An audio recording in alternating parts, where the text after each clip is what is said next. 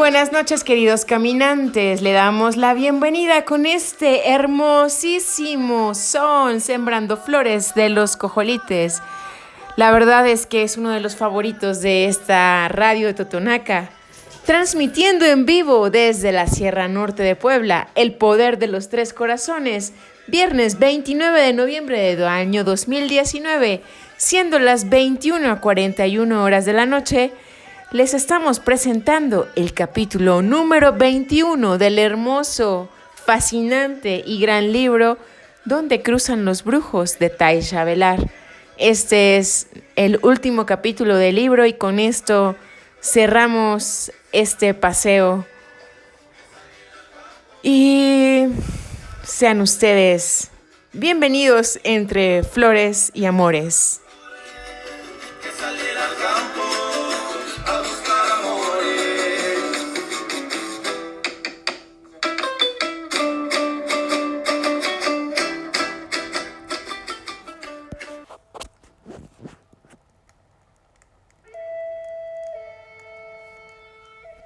Capítulo número 21. Mi periodo de transición terminó en ese instante. Al acometerme, Emilito por haber malinterpretado sus intenciones. De ahí en adelante abandonó su extravagante aire de bromista y se convirtió en un capataz sumamente exigente. Ya no hubo más largas explicaciones del doble ni de otros aspectos de la brujería, es decir, ningún descanso derivado de la comprensión intelectual. Solo hubo trabajo pragmático y exigente. Todos los días durante un mes, desde la mañana hasta la noche, me abrumaba con actividades hasta que exhausta iba a dormir a la casa del árbol. Además de continuar la práctica del kung fu y de trabajar en el jardín, el cuidador me puso a cargo de preparar la comida y la cena. Me enseñó a prender la estufa y a preparar unos platillos sencillos, algo que mi madre ya había tratado de hacer, pero sin lograrlo nunca. Puesto que tenía otros deberes, normalmente ponía todos los ingredientes en la estufa a cocer en una olla y regresaba más tarde, a la hora de la comida. Después de preparar el mismo caldo durante varias semanas, conseguí la mezcla perfecta de sabores. Emilito dijo que resulté ser, si no una cocinera bastante buena, al menos alguien capaz de producir comida comestible. Lo tomé como cumplido porque nada de lo que había preparado en toda mi vida, desde panqué hasta albondigón, había sido comestible. Comíamos en total silencio. Un silencio que él interrumpía si quería decirme algo, pero si yo deseaba conversar, se señalaba el estómago para recordarme su delicada digestión. La mayor parte de mi tiempo seguía dedicada a la recapitulación. El cuidador me había instruido en repasar los mismos acontecimientos y personas recapitulados con anterioridad, salvo que en esta ocasión debía hacerlo en la casa del árbol. Subir a la casa del árbol todos los días me hizo perder mi temor inicial a las alturas. Gozaba estar al aire libre, especialmente avanzadas las tardes, la hora que reservaba para esta tarea en particular. Bajo la supervisión de Clara había recapitulado en una cueva oscura. La atmósfera de aquella recapitulación había sido pesada, térrea, sombría y muchas veces aterradora. La recapitulación que efectué en la casa del árbol, dirigida por Emilito, estaba dominada por una nueva atmósfera. Era ligera, vaporosa, transparente. Recordé las cosas con una claridad sin precedentes. Mi energía adicional o la influencia de estar despegada del suelo me permitió recordar una cantidad infinitamente mayor de detalles. Todo resultó más vivo y pronunciado y menos cargado de la autocompasión, la displicencia, el miedo y el arrepentimiento que habían caracterizado mi recapitulación anterior. Clara me había pedido apuntar en el suelo el nombre de cada persona con la que me había topado en la vida, para luego borrarlo con la mano, una vez que hubiera inhalado los recuerdos relacionados con esa persona. Emilito, por su parte, me mandó apuntar los nombres de las personas en hojas secas y luego prenderlas con un cerillo, a terminar de inhalar todo lo que recordaba acerca de ellas. Me dio un aparato especial para incinerar las hojas, un cubo metálico que medía 30 centímetros, provisto de pequeños agujeros redondos perfectamente perforados en todas sus caras. A la mitad de una de la cara de esta caja está incrustado un cristal como una especie de diminuta ventana. En el centro de la parte inferior de la tapa había un filoso alfiler. Del lado de la ventanita había una palanca que entraba y salía, sobre la cual era posible sujetar un cerillo para desde afuera rozar con él una superficie áspera en el interior de la caja después de haber cerrado la tapa. Al fin de evitar un incendio, explicó Emilito, tienes que atravesar la hoja seca con el alfiler de la tapa, de modo que al cerrar esta, la hoja quede suspendida en el centro de la caja. Luego te asomas a la caja por la pequeña ventana de cristal y por medio de la palanca prendes tu cerillo, la colocas debajo de la hoja y observas cómo ésta se reduce a cenizas. Al contemplar las llamas que consumían cada hoja, debía absorber la energía del fuego con los ojos, teniendo cuidado en no inhalar el humo nunca. Me indicó que colocara las cenizas de las hojas en una urna de metal y los cerillos usados en una bolsa de papel. Cada uno de los cerillos representaba el cascarón de la persona cuyo nombre había apuntado en la hoja seca desintegrada por ese cerillo en particular. Cuando la urna estuviese llena, debía vaciarla desde lo alto del árbol, dejando que el aire esparciera las cenizas en todas direcciones. Me indicó que bajara el montón de cerillos quemados en una bolsa de papel por medio de una cuerda particular. Manejando la bolsa con pinzas, Emilito la colocaba en una canasta especial que siempre usaba para ese propósito. Se cuidaba de no tocar nunca los cerillos ni la bolsa. Me imaginaba que los enterraba en algún lugar de los montes o que tal vez los arrojaba al arroyo para que el agua los desintegrara. Deshacerse de los cerillos, me aseguró, era el último acto en el proceso de romper los lazos con el mundo. Después de unos 3 meses de recapitular, Emilito de repente cambió mi horario de trabajo. Estoy harto de comer tu aburrido caldo, dijo una mañana, subiendo al árbol la comida que él me había preparado. Recibí la noticia con júbilo, no solo porque tal vez tendría más tiempo para estar en la casa del árbol, sino porque realmente me agradaba comer lo que él guisaba para otra persona.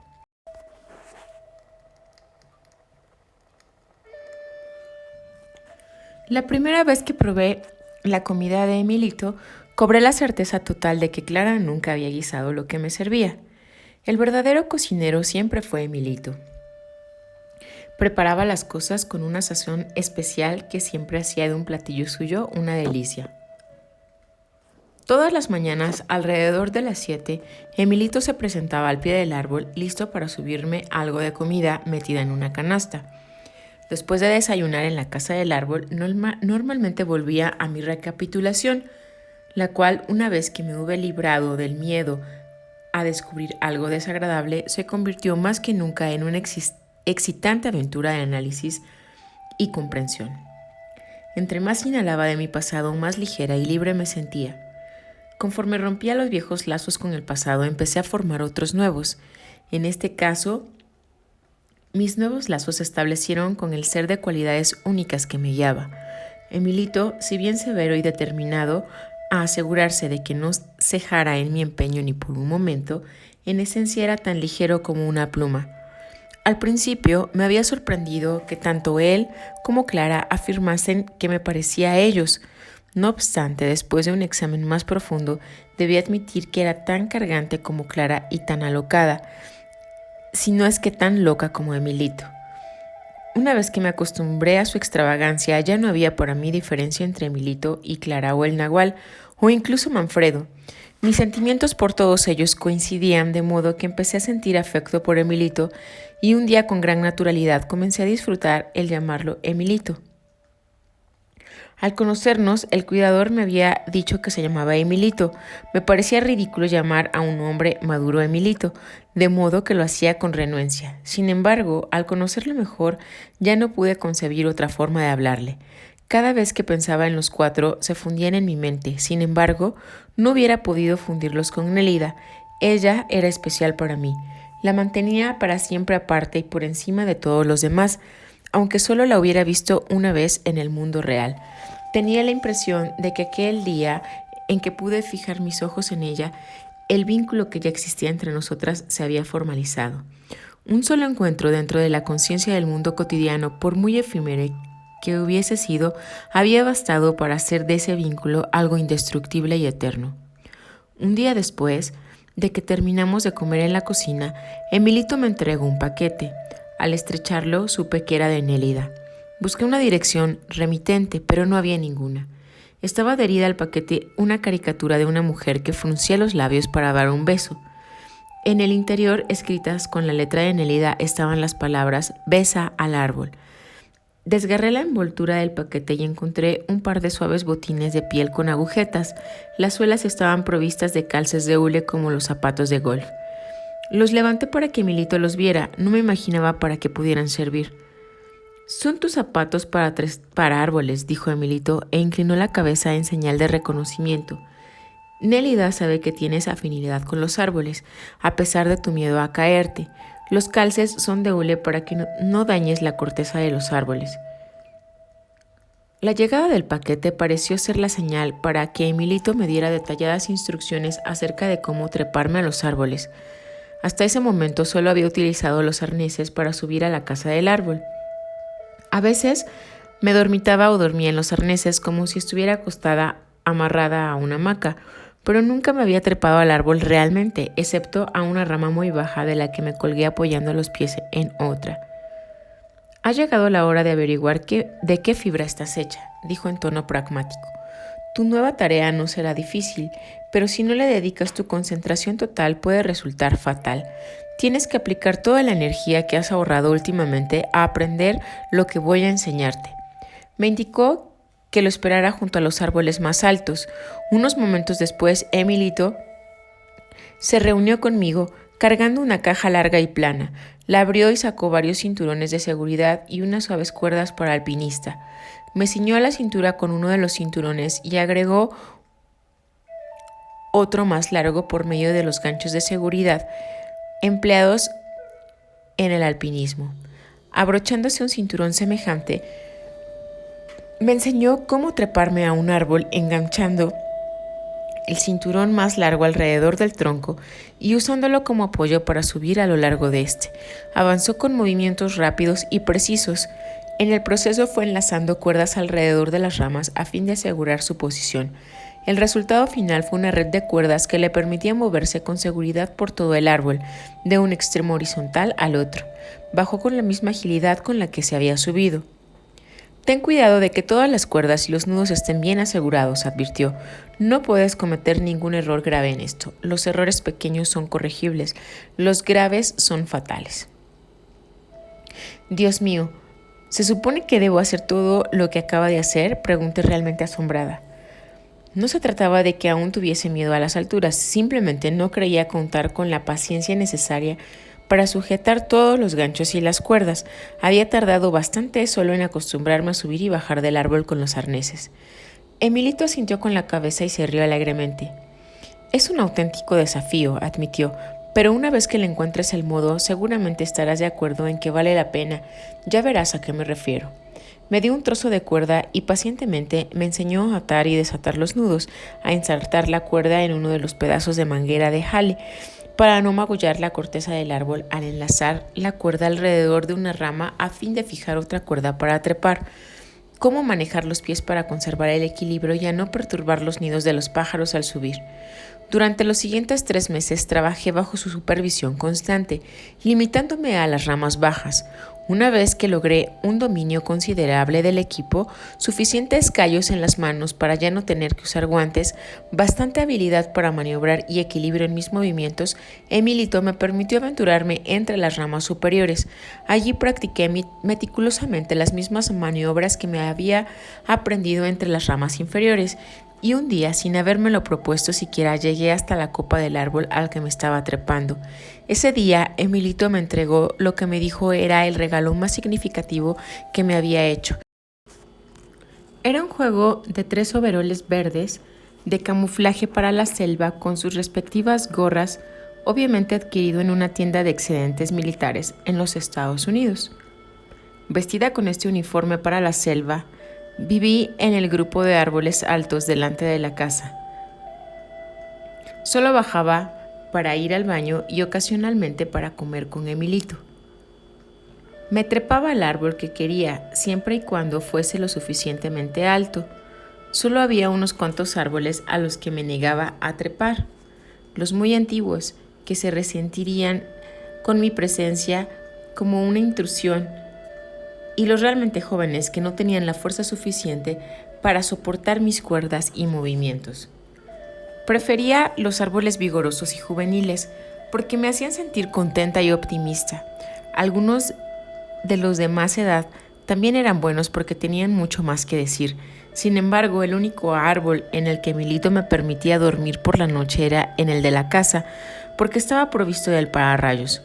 Me dormía allí en mi cama en la plataforma o en el día amarrada con los arneses de cuero e incluso a veces simplemente sujeta a una rama de mi propia elección. Algunas de mis ramas favoritas eran gruesas y libres de protuberancias. Solía acostarme en ellas boca abajo. Apoyaba la cabeza en una pequeña almohada que siempre subía conmigo y abrazaba la rama con los brazos y las piernas, manteniendo un equilibrio precario pero estimulante.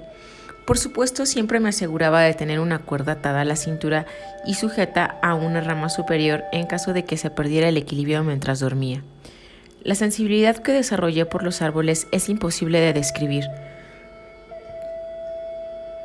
Tenía la certeza de absorber sus estados de ánimo, de saber su edad, sus conocimientos y sus percepciones.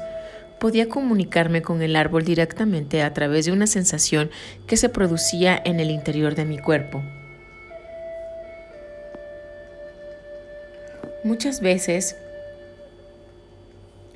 esta comunicación empezaba con un desbordamiento de afecto puro, casi tan intenso como lo que había sentido por Manfredo.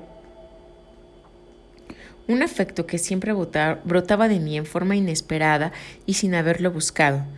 Entonces podía sentir cómo sus raíces penetraban en la tierra. Sabía si necesitaban agua y cuáles eran las raíces que se extendían hacia la fuente de agua subterránea. Supe lo que significa para un árbol vivir en busca de la luz, esperándola y dirigiendo el intento hacia ella, qué significa sentir calor, frío o los estragos de los rayos y las tormentas. Aprendí lo que era no poder moverse nunca del sitio designado para uno, lo que significa ser silencioso, percibir a través de la corteza y las raíces y absorber la luz por medio de las hojas. Supe, fuera de toda duda, que los árboles sienten dolor y también supe que, una vez establecida la comunicación con ellos, los árboles se desbordan de afecto. Sentada en una rama robusta, con la espalda apoyada en el tronco del árbol, mi recapitulación adquirió un estado de ánimo por completo diferente. Podía recordar los detalles más diminutos de las experiencias de mi vida, sin miedo a involucrar una emoción ordinaria. Me reía a carcajadas de cosas que en algún momento habían representado profundos traumas para mí. Encontré que mis obsesiones ya no eran capaces de despertar autocompasión en mí. Lo veía todo desde una perspectiva diferente, no como la habitante urbana que siempre fui, sino como la moradora de árboles en que me había convertido. Una noche, mientras comíamos un caldo de conejo preparado por mí, Emilito me sorprendió al hablarme en forma muy animada. Me pidió quedarme después de cenar porque quería decirme algo. Era algo tan fuera de lo común que me emocioné llena de expectación. Desde hacía meses los únicos seres con los que hablaba eran con los árboles y los pájaros. Me preparé para algo monumental. «Llevas más de 6 meses viviendo en los árboles», empezó. «Es hora de averiguar qué has hecho allá arriba. Entremos a la casa. Tengo que enseñarte algo». «¿Qué me va a enseñar, Emilito?», pregunté, recordando la vez que quiso mostrarme algo en su cuarto y yo me negué a seguirlo. El nombre Emilito le quedaba a la perfección. Se había convertido en un ser muy estimado para mí. Uno de los grandes descubrimientos que había hecho posada entre las altas ramas de los árboles fue que Emilito no era un ser humano en absoluto. Solo era posible especular acerca de si alguna vez lo fue, si su recapitulación lo borró todo. Su falta de humanidad era una barrera que impedía a todos acercarse a él para sostener un intercambio subjetivo. Nadie podría penetrar jamás hasta lo que Emilito pensaba, sentía o atestiguaba. Sin embargo, si así lo deseaba, Emilito era capaz de acercarse a cualquiera de nosotros para compartir nuestros estados subjetivos. Su falta de humanidad era algo que yo intuí desde la primera vez que me topé con él en la puerta de la cocina. Ahora podía sentirme a gusto con él. Si bien aún nos separaba esa barrera, yo era capaz de maravillarme ante sus proezas. Puesto que no me había contestado, volví a preguntarle a Emilito qué me iba a enseñar. Lo que quiero enseñarte es de enorme importancia, dijo, pero la forma en que lo veas dependerá de ti. Dependerá si has adquirido el silencio y el equilibrio de los árboles. Deprisa cruzamos el patio oscuro hasta la casa. Lo seguí a lo largo del pasillo hasta la puerta de su cuarto. Se multiplicó mi nerviosismo al verlo detenerse ahí por un largo instante y respirar hondo varias veces, como a fin de prepararse para lo que viniera. Muy bien, entremos, dijo, jalándome suavemente de la manga de la camisa. Una palabra de advertencia, no mires con fijeza nada de lo que hay en la habitación. Observa lo que quieras, pero examina las cosas por encimita, usando solo rápidas ojeadas. Abrió la puerta y entramos a su extravagante cuarto. Vivir en los árboles me había hecho olvidar por completo la primera vez que entré a esa habitación, el día en que Clara y Nelida se fueron.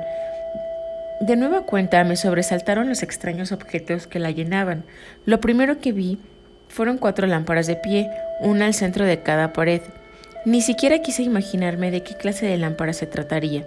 La habitación y todo lo que contenía estaban iluminados por una suave y misteriosa luz ámbar. Conocía bastante bien los equipos eléctricos como para saber que ningún foco normal, aún visto a través de una pantalla hecha del tejido más insólito, podría despedir jamás ese tipo de luz. Sentí que Emilito me tomaba del brazo para ayudarme a pasar por encima de una cerca de 30 centímetros de altura que separaba una pequeña área cuadrada en el rincón del suroeste del cuarto. «Bienvenida a mi cueva», dijo con una sonrisa mientras nos metíamos al área separada. «Dentro de este cuadro habrá una larga mesa, medio oculta por una cortina negra y una hilera de 4 sillas de apariencia muy insólita. Cada una contaba con un alto y sólido respaldo ovalado, adaptado a la curvatura de la espina dorsal, y en lugar de patas, una base redonda aparentemente sólida. Las 4 sillas estaban volteadas hacia la pared. «No mires nada con fijeza», me recordó el cuidador al ayudarme a tomar asiento en una de las sillas. Observé que estaban hechas de una especie de material plástico. El asiento redondo estaba acoginado, aunque no encontré en qué forma. Era duro como la madera, pero tenía una elasticidad que se dio al descender yo sobre el asiento. También giraba al moverme de lado. El respaldo ovalado que parecía envolverme en la espalda estaba acoginado, pero igualmente duro. Todas las sillas estaban pintadas de un vivo azul cerúleo. El cuidador se sentó en la silla a mi lado. La hizo girar para mirar hacia el centro de la habitación y con voz extraordinariamente forzada me indicó que también me diera la vuelta. Cuando lo hice, proferí un resuello gutural. El cuarto que había atravesado por un momento antes había desaparecido. En cambio, estaba yo mirando un vasto espacio plano iluminado por un brillo color durazno. Delante de mis ojos, la habitación parecía extenderse hasta el espacio infinito. El horizonte ante mi vista era negro como el azabache. Volví a resollar porque tenía una sensación hueca en la boca del estómago. Sentía que el piso se me escapaba debajo de los pies y que era jalada hacia ese espacio.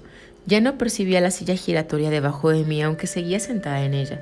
Escuché a Emilito decir: «Demos la vuelta otra vez», pero no tuve fuerzas de hacer girar la silla. Debió hacerlo por mí, porque de repente me encontré viendo otra vez la esquina del cuarto. «Increíble, ¿no crees?», preguntó el cuidador con una sonrisa. Fui incapaz de pronunciar una sola palabra ni de hacer preguntas que sabía carecían de respuestas. Tras 1 minuto o 2, Emilito hizo girar mi silla de nuevo para proporcionarme otra mirada al infinito. Encontré tan aterradora la inmensidad de ese espacio que cerré los ojos. Sentí que Emilito volvía a hacer girar la silla. «Ahora levántate de la silla», indicó.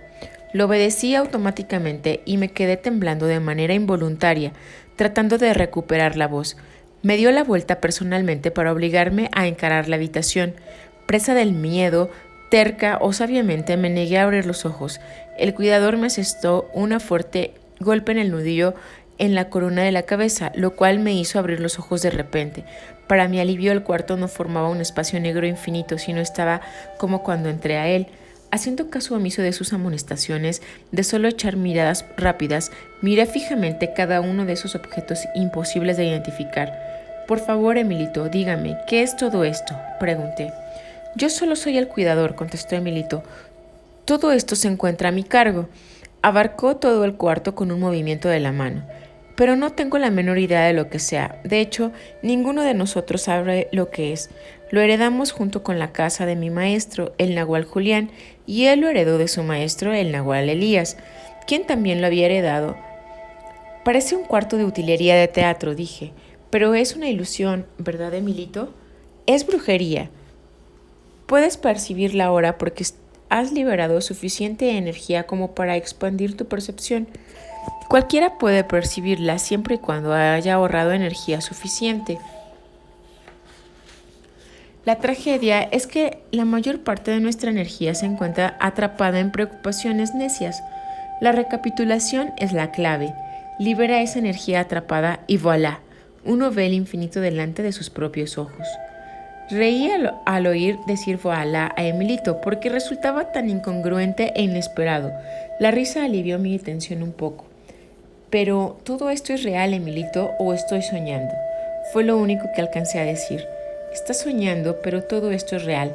Tan real que podemos morir desintegrados. No tenía ninguna explicación racional para lo que me estaba viendo y por consiguiente no había forma ni de creer ni de dudar de mi percepción. Mi dilema era insuperable y también mi pánico. El cuidador se me acercó. La brujería es más que gatos negros y gente desnuda bailando en un cementerio a la medianoche, hechizando a otra gente, susurró. La brujería es fría, abstracta, impersonal. Por eso llamamos el acto de percibirla el vuelo a lo abstracto o donde cruzan los brujos. Para resistirnos a su pasmosa atracción debemos ser fuertes y resueltos. La brujería no es para tímidos ni pusilánimes. Esto es lo que decía el Nahual Julián. Mi interés era tan intenso que me obligaba a escuchar con concentración sin igual cada palabra dicha por Emilito. Durante todo este tiempo mantuve los ojos clavados en los objetos dentro del cuarto.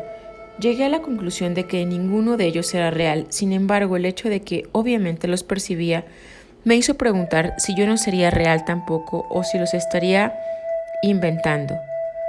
No se trataba de que fuesen indescriptibles, simplemente eran irreconocibles para mi mente. Ahora prepárate para el vuelo de los brujos, indicó Emilito. Agárrame si en algo aprecias tu vida. Sujétame el cinturón o súbete de caballito en mi espalda, pero hagas lo que hagas, no me sueltes. Antes de que pudiese preguntar siquiera qué pensaba hacer a continuación, me hizo dar la vuelta a la silla y sentarme con la cara hacia la pared. Luego hizo girar la silla en 90 grados, de modo que una vez más quedé viendo ese aterrador espacio infinito. Me ayudó a ponerme de pie agarrándome de la cintura y me hizo dar unos pasos hacia el infinito. Me resultó casi imposible caminar. Mis piernas parecían pesar toneladas. Percibí que el cuidador me empujaba y me levantaba. De súbito me absorbió una inmensa fuerza y ya no estuve caminando, sino deslizándome a través del espacio. El cuidador se deslizaba a mi lado. Recordé su advertencia y agarré su cinturón, justo a tiempo porque en ese preciso momento otra ola de energía me hizo acelerar a toda velocidad. Le grité que me detuviera. Rápidamente me subió a su espalda y me agarré lo más fuerte que pude. Cerré los ojos con fuerza, pero daba lo mismo. Observaba la misma vastedad delante de mí con los ojos abiertos o cerrados. Volábamos a través de algo que no era aire, tampoco era por encima de la tierra. Mi máximo temor era que una explosión monumental de energía me hiciera perder mi posición sobre la espalda del cuidador. Pugné con toda mi fuerza por no soltarlo, por sostener mi brazo y mi concentración. Todo terminó en forma tan brusca como había comenzado. Fui sacudida por otra explosión de energía y me encontré empapada de sudor, de pie, al lado de la silla azul. El cuerpo me temblaba de manera incontrolable, jadeaba y resollaba al respirar. El pelo me cubría la cara, húmedo y enredado. El cuidador me empujó para obligarme a tomar asiento y me hizo girar hasta dar la cara a la pared. Ni te atrevas a orinarte en tus pantalones sentada en esa silla, me advirtió en tono severo. Me encontraba más allá de las funciones corporales. Estaba vacía de todo, incluyendo el miedo. Lo había perdido todo al volar por ese espacio infinito. «Eres capaz de percibir al igual que yo», dijo Emilito, asintiendo con la cabeza, «pero aún no dispones de control en el nuevo mundo que estás percibiendo. Ese control se adquiere con toda una vida de disciplina y de ahorrar poder». «No lo sabré explicar nunca», dije, y yo misma me di la vuelta para mirar al centro del cuarto y echar otra mirada a ese infinito que se me antojaba ser color rosa. Ahora los objetos que veía en el cuarto eran minúsculos, como las piezas de ajedrez sobre un tablero. Tuve que buscarlos en forma deliberada para apreciarlos. Por otra parte, la cualidad fría y pavorosa de ese espacio me llenaba el alma con un terror absoluto. Recordé lo que Clara había dicho acerca de los videntes que lo buscaban, de cómo miraban esa inmensidad y de cómo les devolvía la mirada con indiferencia fría e implacable. Clara no me dijo nunca que ella misma lo había mirado, aunque ahora sabía que era así. Pero qué caso hubiera tenido decírmelo entonces, solo me hubiera reído o la hubiera acusado de fantasear. Ahora me tocaba a mí mirarlo, sin esperanza alguna de comprender qué era lo que estaba viendo. Emilito tenía razón, requería toda una vida de disciplina y de ahorrar poder para comprender que estaba viendo el infinito. «Ahora contemplemos el otro lado del infinito», dijo Emilito, y suavemente hizo girar mi silla hasta que estuve mirando a la pared. Ceremoniosamente levantó la cortina negra mientras yo miraba sin ver, tratando de controlar el castañeteo de mis dientes. Detrás de la cortina había una larga y estrecha mesa azul. No tenía patas y parecía sujeta a la pared, aunque no veía goznes ni ménsulas que la estuvieran sosteniendo. «Apoya los antebrazos en la mesa y descansa la cabeza en los puños, colocándolos debajo del mentón como Clara te lo enseñó», me ordenó. «Ejerce presión debajo de la barbilla, sostén la cabeza con delicadeza y no te pongas tensa. Delicadeza es lo que necesitamos ahora». Seguí sus instrucciones.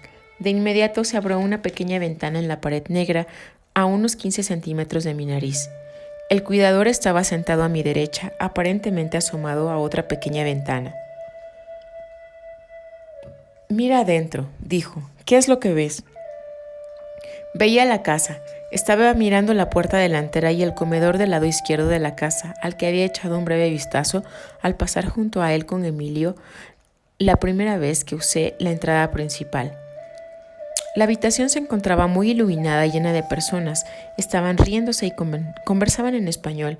Algunas se servían comida de un buffet provisto de varios platillos atractivos, bellamente presentados sobre charolas de plata. Vi al nahual y luego a Clara. Estaba radiante y feliz. Tocaba la guitarra y cantaba un dueto con otra mujer que fácilmente podía ser su hermana. Era del mismo tamaño que Clara, pero de piel morena. No tenía los ardientes ojos verdes de Clara. Los suyos eran ardientes pero oscuros y siniestros. Luego vi a Nélida bailando sola al compás de la melancólica belleza de la tonada. Era de algún modo diferente de cómo la recordaba, aunque no pude identificar la diferencia con exactitud. Los observé encantada, como si hubiera yo muerto e ido al cielo. La escena era tan etérea, tan gozosa, tan libre de preocupaciones cotidianas. Sin embargo, de repente fui sacada bruscamente de mi deleite al ver una segunda Nélida entrar al comedor por una puerta que había a un lado. No pude creer lo que estaba viendo. Había dos de ellas. Me volví hacia el cuidador y lo confronté con una pregunta muda. «La que está bailando es Florinda», explicó. «Ella y Nélida son exactamente iguales, excepto que Nélida tiene un aspecto un poco más suave». Me miró y guiñó el ojo, pero es mucho más despiadada. Conté a las personas en el cuarto. Además del nahual, había 14, 9 mujeres y 5 hombres. Estaban las 2 Nélidas, Clara y su hermana Morena, y otras 5 mujeres a las que no conocía. 3 definitivamente eran viejas, pero al igual que Clara, Nélida, el nahual y Emilito tenían una edad indeterminada. Las otras 2 mujeres solo me llevaban unos 4 años. Tendrías quizás algunos 25. 4 de los hombres eran mayores y se veían tan fieros como el nahual, pero uno era joven, tenía la piel morena, era bajo y parecía muy fuerte. Su pelo era negro y rizado. Hacía animados ademanes al hablar y su rostro estaba lleno de energía y expresividad. Tenía algo que lo hacía descollar entre todos los demás. Mi corazón dio un brinco e inmediatamente me sentí atraída por él. Ese es el nuevo nahual, dijo el cuidador. Mientras contemplábamos la habitación, explicó que cada nahual imbuye a la brujería que practica de su propio temperamento y experiencias.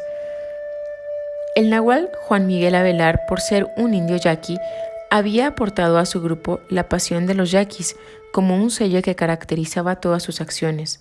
Su brujería, indicó, estaba empapada del ánimo sombrío de esos indígenas, y todos, incluyéndome a mí, estábamos sujetos a la regla de familiarizarnos con los yaquis, de seguir sus vicisitudes. Esta perspectiva prevalecerá para ti hasta que el nuevo nahual se haga cargo, me dijo al oído. Entonces, tendrás que empaparte de su temperamento y experiencias. Esa es la regla. Tendrás que ir a la universidad. Está absorto en sus ocupaciones académicas. ¿Cuándo sucederá eso?, susurré. Cuando todos los miembros de mi grupo encaremos juntos la infinidad en el cuarto que está a nuestras espaldas y permitamos que nos disuelva, replicó con voz queda. Una bruma de fatiga y desesperación comenzó a envolverme. El esfuerzo de tratar de comprender lo inconcebible era demasiado grande. Este cuarto del que soy el cuidador es la acumulación del intento y de los temperamentos de todos los nahuales que existieron antes de Juan Miguel Avelar, me dijo al oído. En todo el mundo no hay manera de explicar lo que es este cuarto. Para mí, al igual que para ti, es incomprensible. Aparté los ojos del comedor con toda su gente animada y miré a Milito. Quise llorar porque por fin comprendí que Milito era tan solitario como Manfredo, un ser capaz de una conciencia inconcebible, pero cargado con el peso de la soledad acarreada por esa conciencia. Sin embargo, mi deseo de llorar fue pasajero porque me di cuenta de que la tristeza es una emoción muy trivial, cuando en su lugar podía sentir admiración reverente. El nuevo nahual te cuidará, dijo Emilito, llamando mi atención otra vez sobre el comedor. Es tu último maestro el que te llevará a la libertad. Tiene muchos nombres, uno por cada una de las diferentes facetas de brujería con las que está involucrado. En lo que respecta a la brujería del infinito, se llama Dilas Grau. Algún día lo conocerás a él y a los demás.